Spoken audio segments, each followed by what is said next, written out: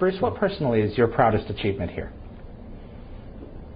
Boy, oh boy, I don't know.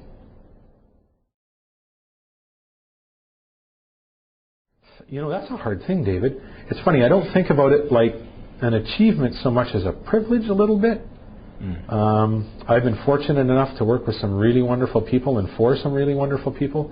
I can't say enough things about Brad Wright and Robert Cooper. They're the best bosses. Michelle Cummins, who's a visual effects producer now on both series, is a dear friend of mine, and I just think the world of her. You know, I think we work so well as a team. I am so lucky to have all of my friends that are animating and compositing. Like it's always fun. Even when we're working 20 hours a day and 7 days a week, the fact that you're working with your friends is about as lucky as it could be. That they give me enough freedom to do what I think is some of the best work I've ever done. Okay. And that I work with enough of the most talented people I've ever met so that I can do the best work I've ever done. Okay. You know, more of a privilege than an accomplishment.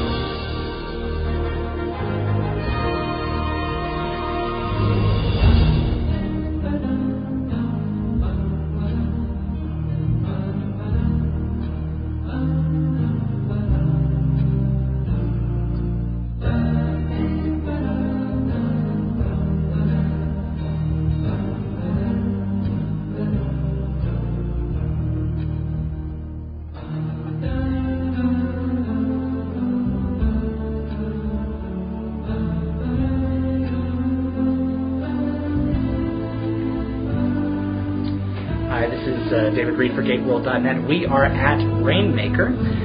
It is the visual effects company for a lot of the shots that are done in Stargate SG-1 in Atlantis, and we have been invited on an exclusive tour by Rainmaker's Bruce Woloshyn, who is the digital effects maestro for Stargate SG-1 and Atlantis. So we're going to get shown around the facility and maybe have a few surprises in the store. So just hang tight, sit back, and enjoy. Well, we are here, and we are going to go inside now where Bruce is waiting for us. He's going to take us on a little tour and see some behind-the-scenes stuff. Hopefully nothing too tantalizing that it sends you to the hospital.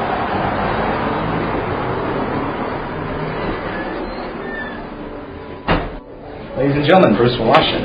Hello, David. How are you? I'm well. How are you? Oh, pretty good, thanks. Good. So what do you got to show us tonight, everybody? We're going to give you a tour of the facility today to show you basically when pictures get here from the set from Stargate or from Stargate Atlantis, how we deal with it to get the whole show put together and then finish it to deliver to MGM. Okay. All right. So that's great. So this way, we'll go first. Okay. Okay, so this is the old-fashioned way. This is the old-fashioned way, and we still use it. Like we still shoot some things on film because there are limitations to shooting on high-definition tape. You can't shoot sometimes at fast enough frame rate, or quite frankly, you can't get the camera where you want it. And a 35mm camera is easier to move. Hi, Henning. So this is the main processing lab. So when the film is shot, at the end of the day, undeveloped negative comes here and moves up into these little rooms where the canisters are open in complete darkness, and then run through these processes. And it's like processing film when you take your film, you take your prints in from your holidays. We're processing 24 frames for every second. How much tape is running through here? Oh my gosh. It can be tens of thousands of feet. Is any of this Stargate? No. Not right now. Okay. There's no. Currently, SG-1 is on hiatus. It's shooting, and so is Atlantis. They're shooting hiatus until the beginning of next week. So right now, none of the filming will be here. This is the thing. This thing's all on springs, so it can actually you can cut it, stop it here, and also just continue to run. Now we can process just about everything from 16, Super 16, 35. So you get the vision of 35 on the side. But this is where it all starts. Okay, the undeveloped egg goes in one end, and this is completed developed egg coming on the other end. And from here, we have to get that onto digital tape if we're making a television. Even if we're making a movie. So there is a transfer process. Oh yeah. even after the film comes out of the processors, then we have to check it. So these workbenches are to do just that, to look at negative. When I'm making a movie, I'll come in here and do stuff so that I can actually put negative on the bench and see it. All the benches have their little backlit stuff, so that if you were to spool up a piece of film here, you could actually look at negative or print right on the bench and see it. Do you have to look at negative by negative? I do sometimes. I generally look at print. I generally don't look at the neg. If I want to look at the neg, then we'll go and see the machines. We put it up on a machine, and it takes that negative and makes it a positive color print so that I can make an evaluation. Okay. On Stargate, I have never had to come in here. Never. Because it all hits digital tape before it gets to me. I have occasionally gone back to the original film and retransferred it because I wanted to get something that wasn't in the film, or that wasn't in the original transfer, because film has so much latitude. Like if an explosion got blown out and I wanted to get more detail, we could put the original film back up and retransfer it and tune it to get the detail out of the explosion. These are options that are no longer available to us as we now shoot high definition. Although, like the Atlantis pilot has film and high def in it. Okay, but yeah, if I'm making a movie like between seasons 6 and 7, I did the effects for the Lizzie McGuire movie for Disney. Well, I came in here a lot. Goodness. And then these are just for cleaning film. And it release space in there, which is why we won't go in there. It uses the same kind of chemicals like a dry cleaner would. So when you go to the dry cleaner store, it has that kind of funny smell. Well, same kind of stuff. So do you only deliver like a single print of everything you do, or are you responsible for making like multiple copies? Just in the we could make hundreds of copies. Okay. It's basically whatever the particular show needs. Okay. Right now, what we do for both Stargate and SG-1 and Stargate Atlantis is we deliver a high definition 24 frame per second master, and from that you can make anything. You could take it to film, you can make NTSC, you can make PAL to go to Europe. It's a universal master, we call it, and you can make anything you want from it. So we make one of those first. That's what the finished show ends up on. And then we make the umpteen different versions required by MGM. So you must have like a vault somewhere where you hide all these. I'm going to let you do. Darren did something that was pretty cool when he was here. What did he do? I let him hold the pilot to Stargate SG-1. Be mastered. I have a similar treat for you when we go upstairs. All right. All right. No, we have every we have I can't talk. Try it again. We have every episode ever made. Okay. Because they're made here. Okay, so this is basically the archive. Yeah. Someone says, I need a copy of Absolute Power because... Well, and MGM has all those too. But that's the thing about digital. Okay. We can make duplicates, you don't lose any quality, and everybody has one. Okay. For those totally in the dark, what goes on inside this building? Things that would get us arrested. No. Rainmaker provides a lot of services to both SG-1 and Atlantis. Everything from processing and digital dailies, to online editing and packaging and titling, to what I do with our guys, and that's the visual effects. Okay. Yeah. So just about everything. Matter of fact, including audio layback. So when the finished mix is done over at the sound studio, that finished mix comes here, and it's here where that mix gets applied to the television show. Oh, okay. Yeah. So we're the finishing place. Yeah. Okay. We're the post facility and visual effects. Okay. What do you think is Rainmaker's biggest visual success? Digital creatures, environments? That's hard. I would say, for SG-1 anyway, I would say environments is more our thing. We have done creature stuff. Fifth Man, that creature was done here. The Riol. Yeah, but most of the stuff that we do is digital set extensions, spacecraft, virtual environments we call them. You don't really do a matte painting anymore because you want the ability to have the camera move. So, the largest model we've ever constructed is the city of Atlantis. Okay. And it's big. Is that your favorite environment? Nope, not necessarily. We haven't done very much with it for it to be my favorite yet. I'm trying to think if I had to pick a favorite ever. Mm-hmm. Yes. Just because of the way we did it. I really like the tilt up from the Stargate to the surface, looking up the missile silo. Okay, the opener from season 6. Yes. Okay. And we got that by accident because some events transpired where somebody was not able to do the work and had started, and we got to do the finish on it. and we did it all as a 2D trick. Like we didn't build a 3D camera and stuff. We built 3D. We took the 3D modeling and got it all finished. But the whole camera tilt is done the way you would do it if you were making a Bugs Bunny cartoon. It's all done in 2D. So the fact that it looks 3D, I was pretty happy with the way it turned out, because I was kind of skeptical when we started that was going to look that good. We make more TV shows, of course, and movies and things than just the Stargate franchise. Right. So for every show in the building, there's a coordinator that looks after that show from the time the materials get here to the time we hand it back over completed. And this is where they all sit. Okay. So Michelle. No, not that's different. Michelle's different. Well, see, Michelle works for MGM. Okay. So technically, the way you put it is she would be my client. Okay. So she hires us, although we don't work it like that. I think we make it much more of a team thing, her and I. Like today when we had our telephone conversation, we were talking about things. We didn't have to do that, we just did. Excuse me. ATK. So where are we off to now? Okay, so now we're going to see, so now we've got process negative. Okay. We got to get it into the digital world so we can play with it and make it into a television show. Okay. This is called a transfer suite. And this is where we put the film, and I'll show you, this is just the suite. The actual equipment is somewhere else. But what will happen is, and I'll show you the machinery, this is just the remote controls for it. We put the film up onto a scanner that can scan the film and in real time record it to digital videotape. And this is where the colorist gets their first crack at making everything the right color. So the film is inherently got three different layers rather of film in the one piece. Red, green, and blue. Right. And this is where they do the initial color correction and setup. So for every moment of Stargate, it has to go through this? Yes, absolutely. Okay. Absolutely. Even when we do shooting on high def.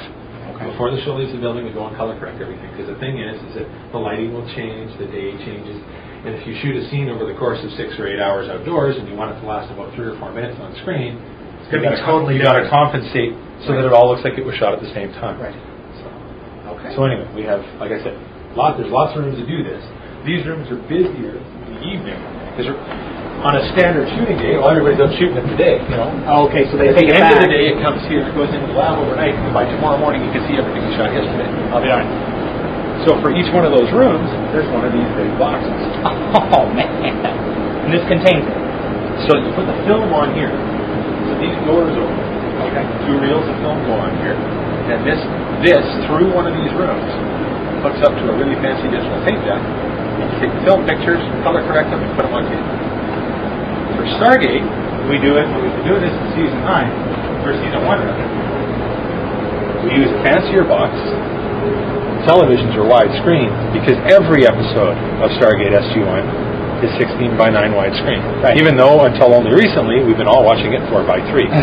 Yeah. But every single episode from show 1 is done in widescreen. And the nice thing is now, of course, Sci-Fi broadcasts this letterbox so everybody can see it. And it used to really bump me out because we would design these beautiful widescreen and no one could see vistas, knowing the audience wasn't going to see the outside chunks. So we would always protect for inside here. And it's so nice now that everybody gets to see every pixel. And I mean, all the DVDs are that way too. You get to see the widescreen on everything. And it must be a very rewarding process because you left in everything on the side. You didn't. We designed for the full screen. And we make we design. Matter of fact, for every shot you see in the show, there's a little bit more of that shot on the front and on the back. Really? Because we build handles into everything, so the editors can slide stuff around and make the timing just right. In some cases, every single frame got into the show. In some cases, pieces get cut out.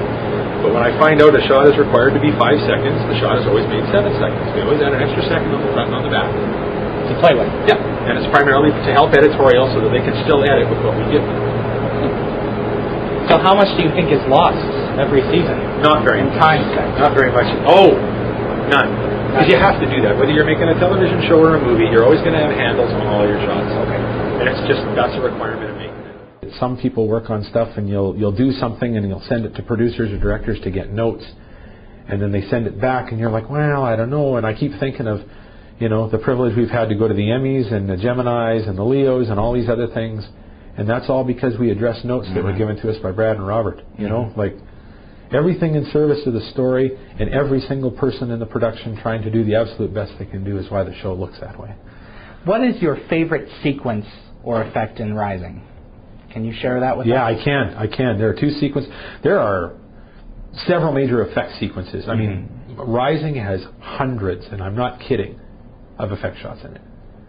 And there are, I would consider, really 4 major sequences of visual effects. I am most impressed with the one I didn't have very much to do with. I offer emotional support on that sort of thing.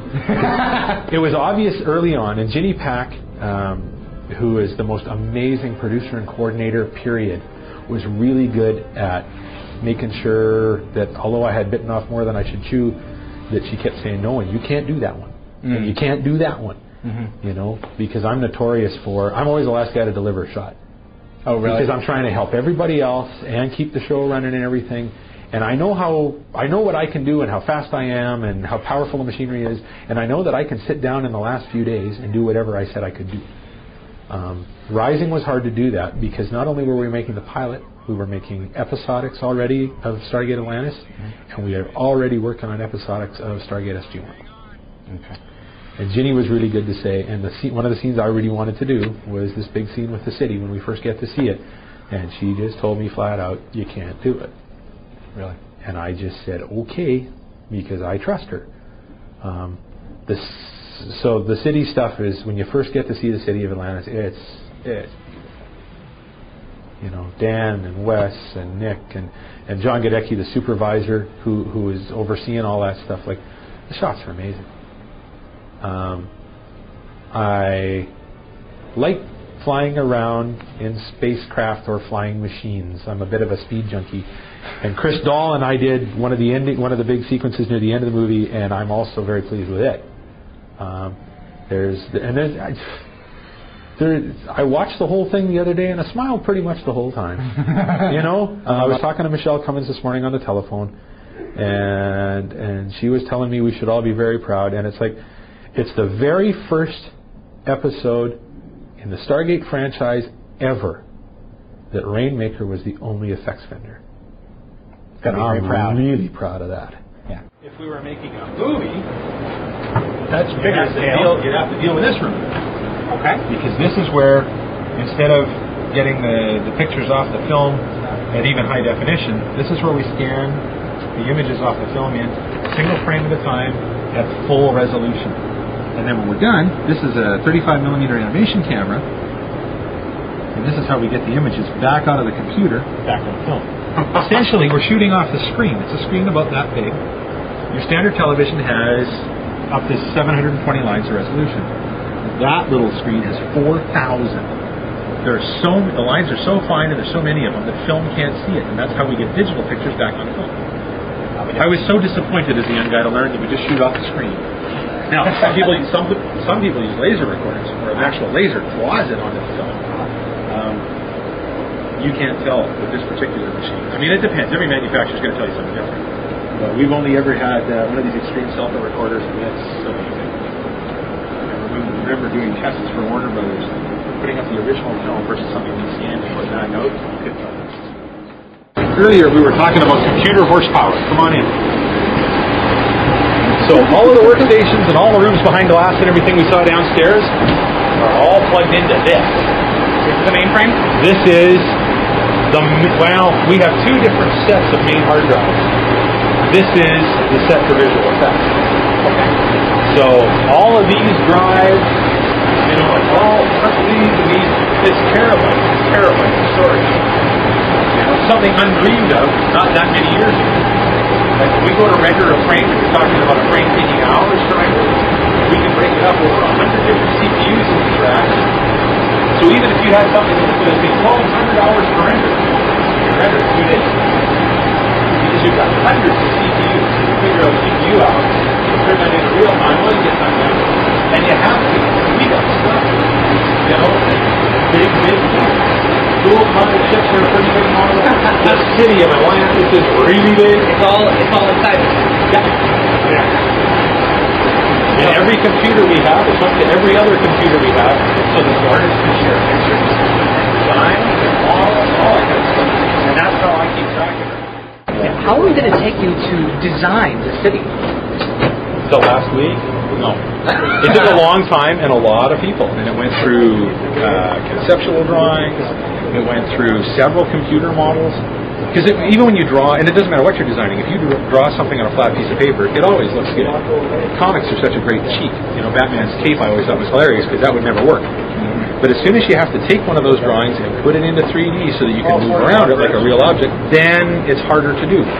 Because you want it to look good from as many angles as possible. Like I have nothing but amazing things to say about Craig Van Bigelaar and Image Engine. But there is that friendly competitive thing going. When we did Lost City, I was kind of jealous that they got to fly over Antarctica. All of it. Although we got to go to this lava planet. Now Wes and I had good fun with that. And I got to freeze O'Neill, and that was, I had a real, Tom Bryden and I did that. And that was lots of fun. But the fact that we did this whole pilot by ourselves is something you're proud of, and it's also something that scares me a bit.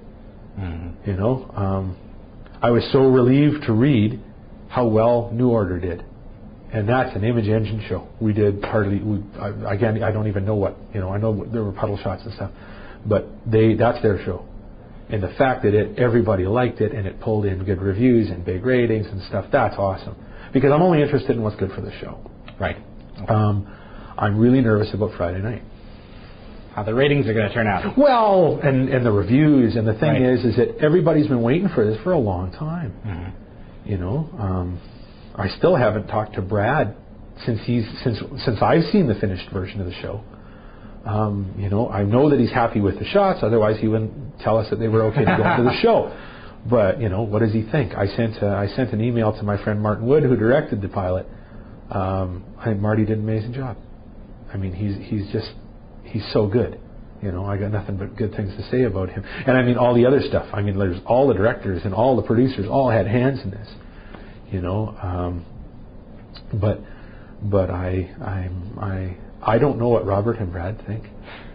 And I won't get to talk to them until next week.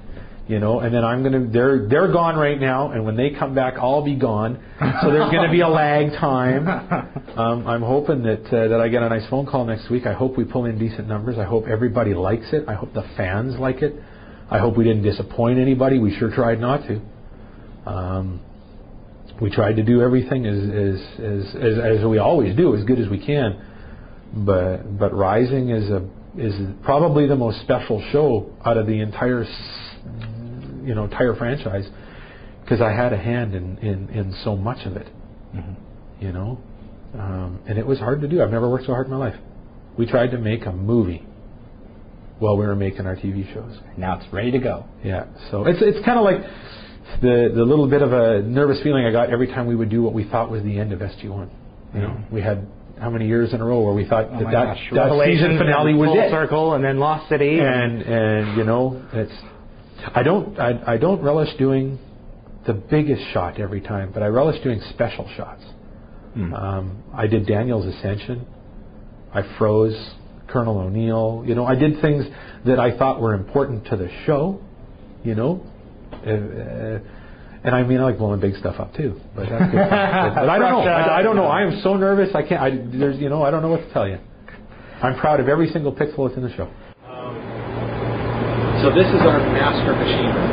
Master machine room. Every single room, like all these instrument suites along here, all the suites downstairs, the edit bays I'm going to show you, every single control room, edit bay of any kind, feeds this room. My goodness. So this is where all of our horsepower is for tape decks. We have high definition decks, every conceivable kind of digital tape deck known to broadcast. We have at least one or two of, and it's so that it doesn't matter what anybody asks us for. We can do it. We can pull it off. Yeah. And it's like this is where you start to see. And I mean, this business is inherently expensive. Every machine's expensive. Yeah. But I mean, this is where all of a sudden you got a calculator out. You go, whoa.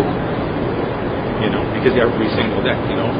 We got lots of decks where there's individually in the anywhere from $50,000 to $75,000 range. And you got to have at least two of every one. Right. But this is the central nerve center. Every single device we have feeds into that big set of walls over there. Okay. Then those things all feed back out. And it's kind of like the way American Express, or not American Express, Federal Express has their hub. a jet from every city. I think they all fly to Memphis or something. Everybody swaps packages, and they all just fly back where they came from. Right. That's a lot less jets than jets flying between all of the different cities. And our routing system works the same way. Everything feeds a central routing system. That then feeds all the machines, which means any configuration of machinery we want can feed any suite at any time. It's kind of it's not unlike a human body. Exactly. But it shows we're learning something. And the floor we're standing on, everything's raised. We're actually up. We walked up a little ramp when we came in here because the amount of miles of cabling, right underneath everything. Yeah, if we pulled up. Oh my gosh! The engineers have those big suction cup things, and they just go thump and lift. So these are just panels then. Yeah, the cable. Yeah, we're standing about a foot off the floor right now. Off the base floor of the building. And that's, I don't know. Like I said, Bill's had to start running cables now in trunks because we have too much cabling under the floors. And every year we buy more stuff. Like we go shopping two times a year and buy more stuff because you've always got to have the latest and greatest. Right. And it's funny because I used to think that when you got a whole bunch of new stuff, it would be faster, and it's not any faster because we just do more complicated things. And there's somebody in this room 24 hours a day, 5 days a week. So they are constantly pumping out something. Always. We are working on, at any one time for Stargate, 8 shows. They only went 4 things down on time. That's right, 4 of each. We overlap constantly. No, it keeps us on. Oh, yeah. David, my friend, I got a surprise for you. Oh, okay. What's the guy? Well, I let Darren do something when he was here. What is the most expensive visual effect you are aware of for a Stargate episode? Blowing the pyramid.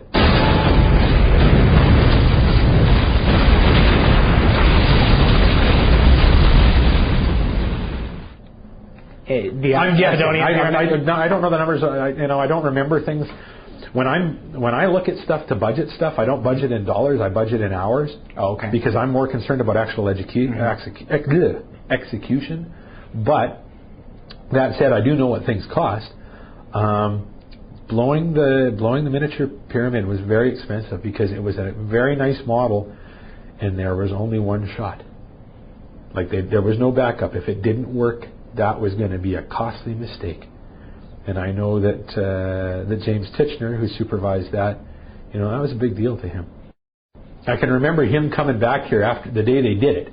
So they go out to Richmond and they blow this thing up, and then they come back with the footage, and him wanting to see it on my machine because he was you shoot it at high speed. Yeah, the explosion happens like that, and then because you shot it at high speed, you can play it back and it's when it all moves. But you have to watch it back here to see if that worked. Mm-hmm. Like on the set, you really don't know. Mm-hmm. So that was it. Expense doesn't mean something's better than something else from us. I always try and make sure that the shots are as good as they can be. We always put more into making stuff than the dollar figure would allow mm-hmm. for. Mm-hmm. Like I said, we're a fraction of the cost of a big show like Enterprise. Mm-hmm. A lot of that has to do with the fact that we're made in Canada, so there's exchange rates and things going for you right away. Mm-hmm. But I don't know. I'm trying to think. I don't have anything that stands out in my head that we did that I know cost a pile of dough that I really liked, because I really like a bunch of stuff, and the cost of a shot. Like I said, there's some shots in Rising that I did that I really, really liked, and they were really cheap because they were not a highly budgeted thing. We didn't have to build something. Mm-hmm. Obviously the most expensive thing we had to do was build the city. Mm-hmm. It took months. Mm-hmm. So and then every penny's on the screen. Good. We didn't MGM didn't buy anything that you're not going to see. And that was discussions we all had. Once again, the Atlantis is a highly anticipated thing. There's a huge fan base that's waiting for it. When SG-1 debuted, it was a surprise. Right. There was no big deal about right. it. We were making a TV show based on a movie that's been done before, and then we were fortunate enough that the show was so good, and it's I think I'm so proud of SG-1 and everything that Brad and Robert and Michelle and James and everybody's accomplished. Mm-hmm. And Andy and Martin, it grew into something. Whereas Atlantis, the everybody's anticipating something being really good. It's been established. It better not be bad. Yeah. Is this the So library? this is the vault of all the finished shows. Oh my gosh. I go like this. Oh, holy cow. Here is every episode of Stargate SG-1 ever made. Oh, you got to get a shot of this. And versions of each. So like not some that have never been released? No, they've all been released. Okay. We show there is no missing episode, but every show is in here. So if I reach way up at the top, I can pull out The original. Children of the Gods, Part 1 transfer, and there it is. I'll be darned. And I let Darren hold that, and I thought that was kind of cool. And then I was thinking, okay, we got to do something for David. We can't do the same thing. That's hokey. That's Children of the Gods. That's Children of the Gods, Part 1.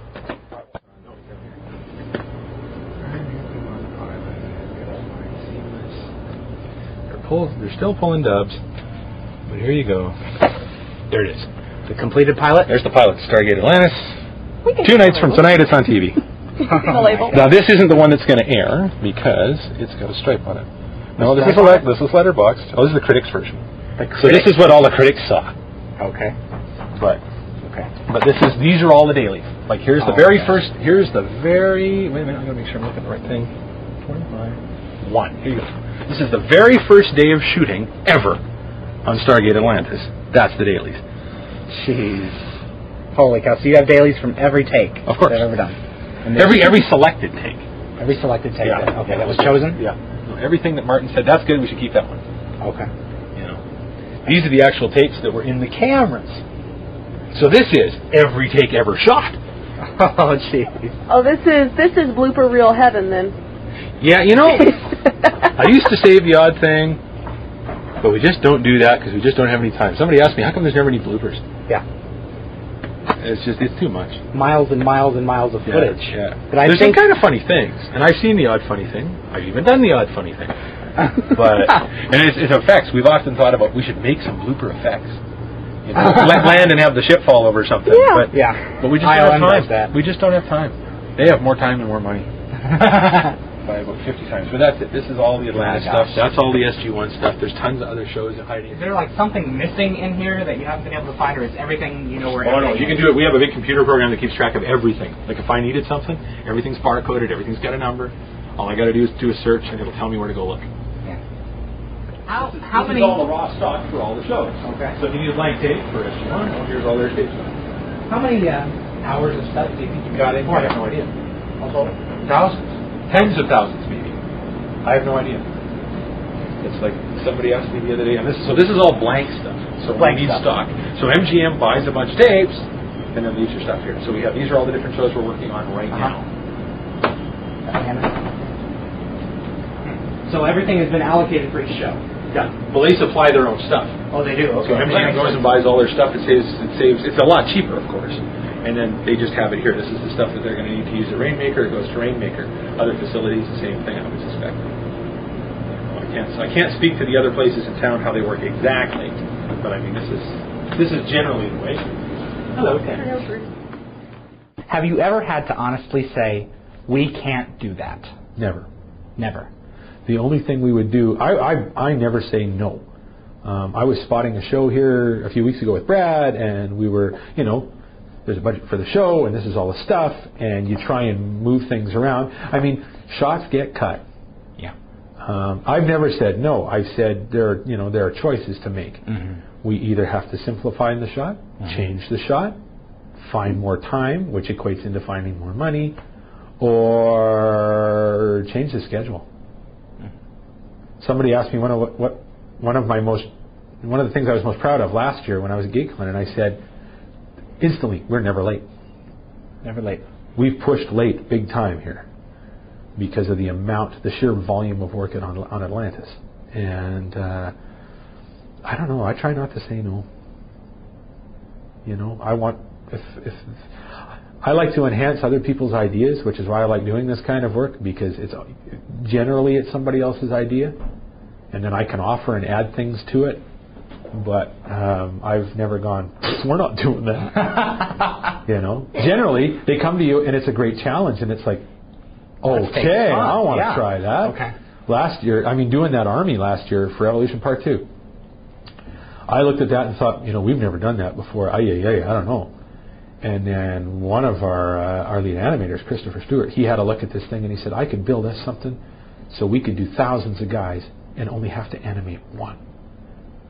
And lots of other places have done the big crowd thing. I mean, we've seen it in big movies. Weta's done it. Lots of facilities here in town have done it.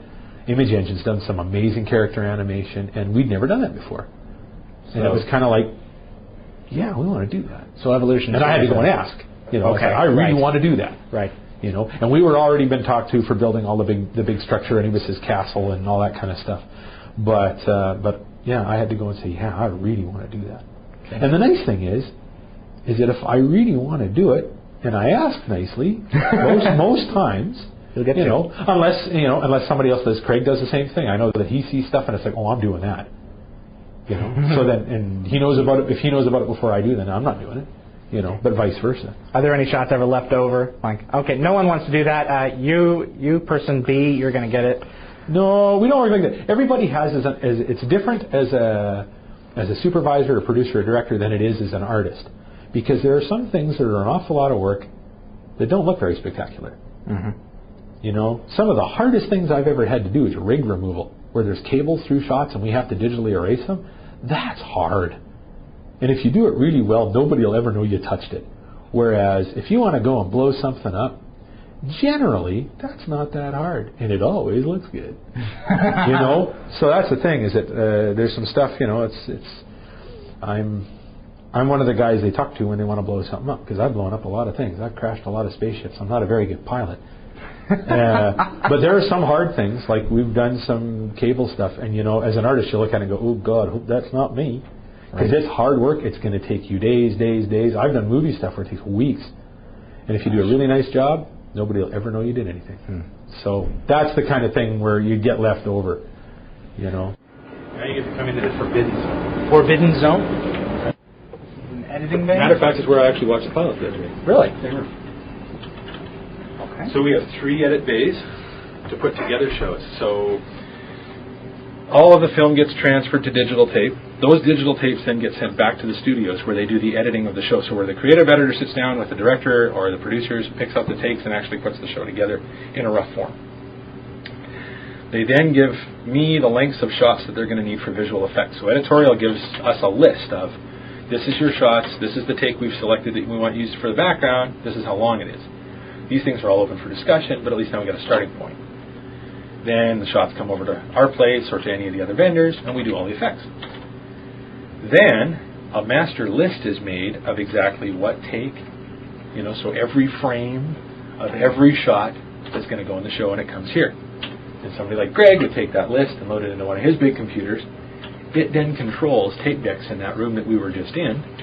He loads it full of source tapes with all the takes in it. He puts a master tape that will become the show in another machine, and they do what's called a checkerboard assembly. So it takes all of the chunks off the first tape and puts it in the right spots with a bunch of black holes. And they just keep filling those black holes until all of a sudden, oh my gosh, you've got a television show. It's completed. Yeah, a TV show. I'll be darned. Now, you can always come back and make changes to that as they would with our effects, because we have temp deliveries where we rough everything in, and that way the sound guys can start, and then we have finals. Like I said this morning, we're still making title changes, and this is where the credits and things are all put on too. So, there's a big high def screen. Greg has Dolby 5.1 surround. So I sat in here the other day with Mr. Elliott and watched the show. Goodness. Well, we're all looking forward to it. Yeah. By the time this thing airs, it's already going to be distant memory. So we have 3 rooms like this. Goodness. And they're usually busy all the time. Have you ever thought about installing more? We think about it all the time. This is what we started doing. We started doing this big reno. So all the edit suites used to be the empty rooms I'm going to show you. Okay. And we built these new ones with custom, and it's because we're going high definition. So we changed a lot of the way we cable things. We put in fancy 5.1 surround sound systems, and we made these walls really thick, so that when you're watching something in there really loud, you can't hear it out here. The only thing was, we've been really busy, and we just stopped, because to keep doing renovations, we can't be working in all the rooms all the time. And so we will pick this back up. So you're now in the forbidden zone, which is where the renovations are, where we started building things, and then we haven't finished around. Puddles. Let's talk about puddles. As in the Stargate puddles? Okay. So the Stargate puddles were developed in 1995 for Children of the Gods. And a lot of places tried a lot of things to get it to look. And it was basically a copy of what was in the feature film. Eventually what was settled upon was the puddle that Rainmaker did. Now, there are, if you notice, especially of stock shots where some shots get reused from episode to episode, the puddle changes its look a little bit. And that's because that's back when everybody was trying to do it.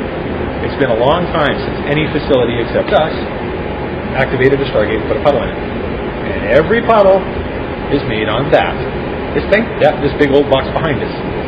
That's the silicon graphics. That's back when the computers were this big.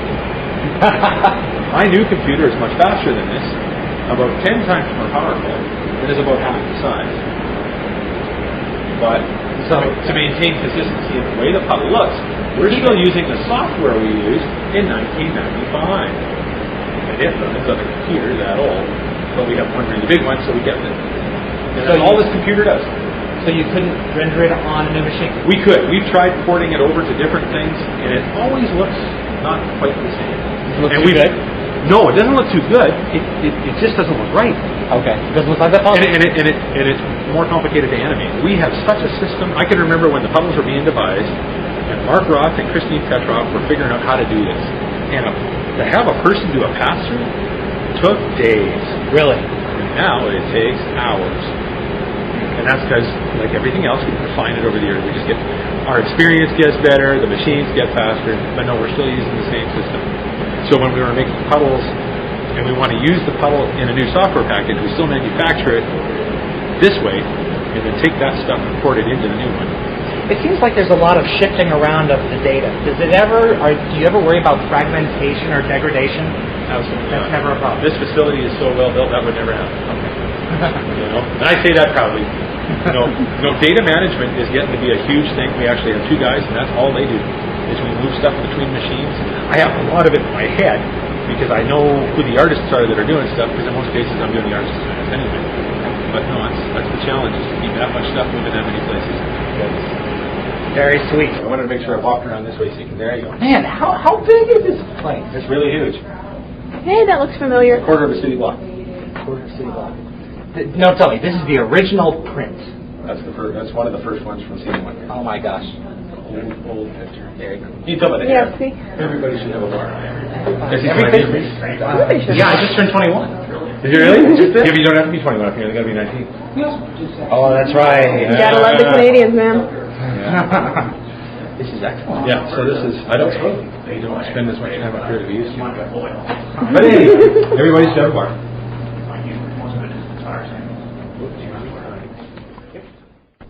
Well, Atlantis has been put in for 6 years, which shines very brightly on you guys. So, what are your thoughts when you look toward the future for the Stargate franchise and for Rainmaker? And I don't know. The relationship we have with production on SG-1 and on Atlantis is different than we have on almost any other job. Facilities like us that do visual effects are always striving to be part of production. I think that's a better thing for the producers, for the production team, and for the facility. Rather than you get handed something and then go, oh, I don't know if we can fix that. And of course you can, because you can fix, in this world now, we can fix anything. It's just time. Right. We are so fortunate to work on this show, everybody. Like I said to Brad and Robert, I've seen them more in the last several months doing the pilot to Atlantis than I think I've seen them in years. And I mean, we knew who each other were, right? But this is more of a hands-on thing, and I like this show because I think everybody's tastes have grown together.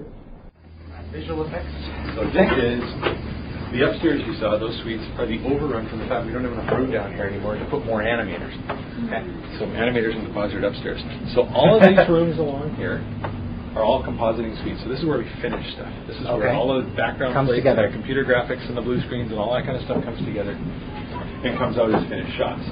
Before you get that far, you have to get animators. Hello. The animators to build all this stuff and actually animate the thing so stuff moves around. So this is all the animators. Oh my gosh. That's a lot of people. Yes. Now this gentleman right here, this is Dan Mayer. Hello, Dan. Dan is the general contractor for the city of Atlantis. So if you need buildings built, piers, all that kind of good stuff. Is Atlantis set in stone, or can No, you it's a wireframe. add a thing? Oh, no problem. Oh, Yeah. I mean, so you could add a bowling alley if you wanted to. Yeah, like right now we're adding a set of lightning grounding rods for the end of the piers. But that's about as much as you're going to tell them. No, that's the thing, is that you can build specific things. It's like anything else, If all of a sudden we were to find out in a story that you needed to build a special kind of landing bay in a spaceship, you'd do it. Even the Starbucks? Yeah, we could have a Starbucks. We could have a Starbucks at Atlantis. Hey, sleep's no substitute for caffeine. So they're harnessing all this computer power that you use. Well, these guys they all have a workstation at their desk that are all quite powerful, and they're all plugged in with those nice orange cables to that great big room upstairs with all the horsepower. Here's Wes Sargent. This is Wes. I've heard that name before. He's been on. Well, he was at the convention last year. Wes has been one of the main animators in the show for a long time. Builds all of the cool stuff. Cool stuff. Yeah, built a lot of stuff for Atlantis. A lot of the models in the show are all built by Wes or by Dan or Rod or But Wes built a lot of stuff, and Wes and Dan are the main guys on the pilot. No bar, So it must be quite an accomplishment sitting up there. Still to be breathing, I think. Oh, yeah. Yeah, it sucked the life out of us, but we're back at it Pardon again. the pun. Yeah. Back at it again. Doing well. But no, life should be better now. But like our fancy cargo ship, modeled by Wes. You did the Teltec. The what? Cargo ship. Tom, Oh yeah, sorry, the proper thing name. with the Tom did the cargo ship. Yeah, but you had to rebuild the bottom and stuff for it last year. Like there's umpteen versions of these things too, right? Like if you look from year to year, The Gould mothership has changed 100 times. oh yes. Well, everything has. That was a We fun keep flattening things out too. If you look at any Death Glider in the first 2 years as opposed to any Death Glider now, they're a lot sleeker looking because the Death Glider factory started making fancier cars. And so we change stuff all the time. The king of the puddles, Tom Bride. Nobody does. People traveling through more holes going between planets better than Tom. So are you responsible for making the puddle sync with the objects going through? Yeah, basically, yeah. I hand off like an element to Bruce, and then Bruce would add the live guys to what I do. It's sort of like Bruce starts at does a pass through, which is like just basically paints an animation that I can follow for the syncing of the ripples. We're going to give you a lesson. Okay. We'll give you a lesson in how we do that. Okay. Which because the actual part of them walking through is painted by hand. That's handed to Tom. He animates the ripples and stuff to match that. He gives that animation back to us, and we put it all together. Any final thoughts for Stargate fans that are going to be watching the show for years and years and years to come, despite the fact that whether or not SG-1 finishes, Atlantis continues? Yeah, I mean, that's all up in the air, and that's not up to us. I mean, every year, we started talking about that when we thought at the end of our 5 years when we were on Showtime that was it. And it was 5 years, and it was good fun. But we felt kind of sad because it was like we were just hitting our stride, as far as effects were going anyway. And then all of a sudden we just got renewed. And then we got renewed again. And then we got renewed again, and now we're really popular. And nobody could foresee any of that. Right. The thing is that it's a great working relationship. Once again, I keep talking about Michelle and Brad and Robert and Martin and Andy and all of these people who are the directors and producers and the chiefs that kind of steer the ship. And oh my God, I don't mean to kiss up. It's genuine. I think the world of these folks. I wish we could do this forever. I'd be good doing this, and this would be the swan song. But I don't want it to be the swan song yet. And the thing is that the Atlantis has got so many new things that we could do. I rarely read scripts. I like watching a director's cut, which is the first of the different edits that we get when a show finishes, because the first person that gets to cut it is the editor and the director. And I watch those generally. But I read the pilot to Atlantis a lot because I had to. So I took it home one night and I lay in bed and read it. And it was a great read. And I don't like reading scripts, And I think a lot of it was because things were familiar. And so when I was reading it, I could hear voices and picture the actors and see the props.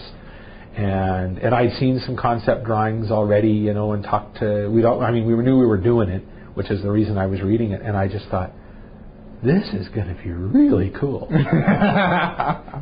And Martin, you know, he's good, you know. And Marty, like Andy or Peter or any of the other directors, they're all very enthusiastic too, and they're all familiar with the show.